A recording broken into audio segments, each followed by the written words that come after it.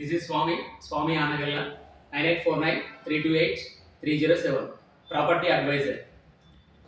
అయితే ప్రజెంట్ మనం వచ్చేసి ఒక చిన్న విషయం రియల్ ఎస్టేట్ గురించి ఏంటంటే భూమిపై పెట్టుబడి ఎందుకు పెట్టాలి, భూమిపై పెట్టుబడి పెడితే ఏమవుతుంది, భూమి విలువ ఎప్పటికీ పెరుగుతూనే ఉంటుంది.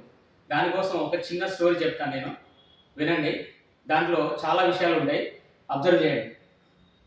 అయితే నేను 2019లో ఒక ప్లేస్లో, అది ఎక్కడంటే బిఎల్ఎడ్ నుండి లోపలికి వెళ్తే మనకు టీచర్స్ కాలనీ, తర్వాత న్యూ తిరుమల నగర్ ఉంది. అక్కడ ఒకటి ప్లాట్ చూడడానికి వెళ్ళాను నేను.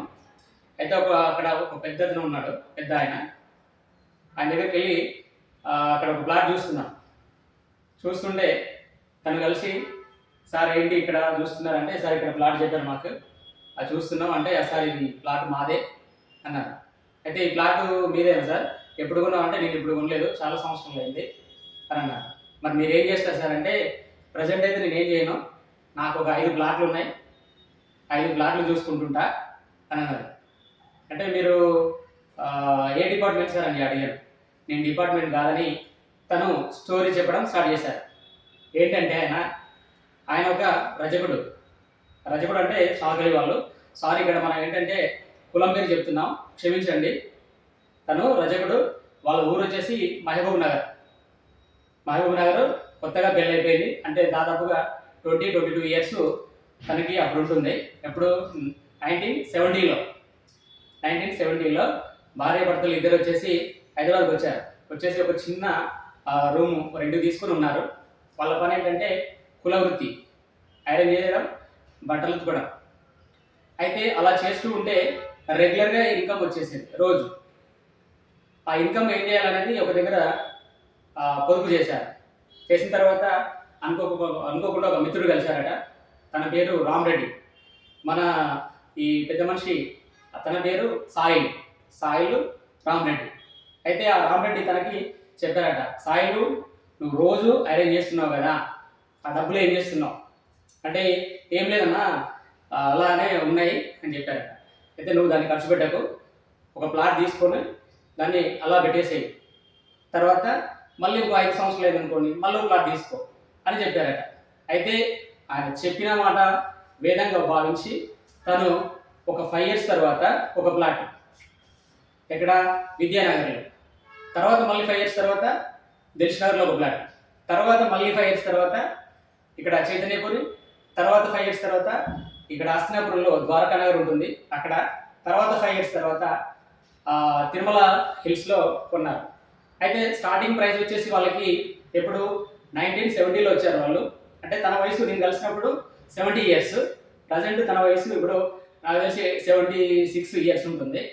తను అప్పుడు ఇన్వెస్ట్ చేసిన ఫస్ట్ ఫ్లాట్ దాదాపుగా 100లలో, పర్ యార్డ్ 100లో ఉంది. తర్వాత వస్తుంటే వేలల్లో, తర్వాత ఇంకో కొంచెం 20,000 30,000 అయిపోయింది. టోటల్గా 5 lakhs కొన్నాడు. తన సంతానం ఏంటంటే 5 బిడ్డలు, కొడుకులు లేరు. 5 బిడ్డలు, 3 బిడ్డలు గవర్నమెంట్ టీచర్స్, 2 కండక్టర్స్. 5 ఎక్కడ చదివారంటే గవర్నమెంట్ స్కూల్లో చదివారు. వాళ్ళకి ఎక్కువ ఇన్వెస్ట్ చేయలేదు. ఆయన చేసిందల్లా ఏంటంటే ప్లాట్ పైన. తర్వాత అల్లుళ్ళు కూడా వచ్చేసి గవర్నమెంట్ ఎంప్లాయీ. తన బిడ్డకి కట్నం ఇవ్వాలి కదా, కట్నం రూపాయి కూడా ఇవ్వలేదు. ఎందుకోసం అంటే తన ప్లాట్ని ఇచ్చేశాడు. ఆ ప్లాట్ ప్రజెంట్ కొన్ని కోట్లలో ఆ ప్లాట్లు ఉన్నాయి. అయితే ఇక్కడ ఏంటంటే మనకు చెప్పదలసింది ఏంటంటే, విద్యానగర్లో ఉన్నది ప్రజెంట్ 2 లక్షలు ఉంది, చైతన్యపురంలో ఉన్నది 1,50,000 ఉంది, తర్వాత హస్తినాపురంలో ఉంది దాదాపుగా 70,000 ఉంది, తిరుమల నగర్లో ఉన్న ప్లాట్ ఇప్పుడు వచ్చేసి 50 నుంచి 60 మధ్యలో ఉన్నది. కానీ తను ఇన్వెస్ట్ చేసినప్పుడు 100లలో మాత్రమే ఉంది. అయితే ఈ ప్రాసెస్ ఏంటంటే సిటీ నుంచి దూరంగా ఇళ్ళ మధ్యలో ఉండడం స్టార్ట్ చేశాడు అతను. తర్వాత ఇంకొక చెప్పదలసిన విషయం ఏంటంటే, ఉన్న పైసల్ని భూమి పైన పెట్టుబడి పెట్టాడు. తర్వాత చదువు కూడా ఏంటంటే గవర్నమెంట్ స్కూల్లో చదివించాడు. దాంతోపాటుగా మంచి జాబులు కూడా వాళ్ళ పిల్లలు అంకిత భావంతో చదువుకున్నారు. వాళ్ళు కూడా ఏంటంటే ఎలాంటి వృధా ఖర్చు లేకుండా వాళ్ళు జాబులు సంపాదించారు. వీళ్ళకు ఆ పిల్లలకి తను ఏంటంటే భూములని, అంటే ప్లాట్లని ఈయన సంపాదించి ఇచ్చేశాడు. అయితే ఇక్కడ నీతి ఏంటంటే, మనీ మన దగ్గర లేదు, ప్లాట్ కొనండి అంటే రేట్లు పెరుగుతున్నాయి, ఊరికి దూరంగా ఉంటుంది అని కొందరు డిలే చేస్తుంటారు. చూడండి, ఇక్కడ మన సాయిల్ అనే వ్యక్తి ఉన్న 100 రూపాయలతోని ప్లాట్ తీసుకున్నాడు. కాలక్రమేణా అది లక్షల్లో అయిపోయింది. అంటే ఎక్కడ కూడా తన రూపాయి కూడా వృధా కాకుండా చేశాడు. అక్కడ మరి కొడుకులు లేరు అనే ఒక భావన రావచ్చు. కొడుకులు ఎవరంటే ఆయనకి ప్రజెంట్ ఆయన చిన్న ఆలోచన ఏంటి? ఆలోచన భూమి పైన ఇన్వెస్ట్ చేయడం. ఎవరు చెప్పారు అది? వాళ్ళ ఫ్రెండ్ రామరెడ్డి. అంటే తనకి దేవుడు ఎవరు ఇప్పుడు?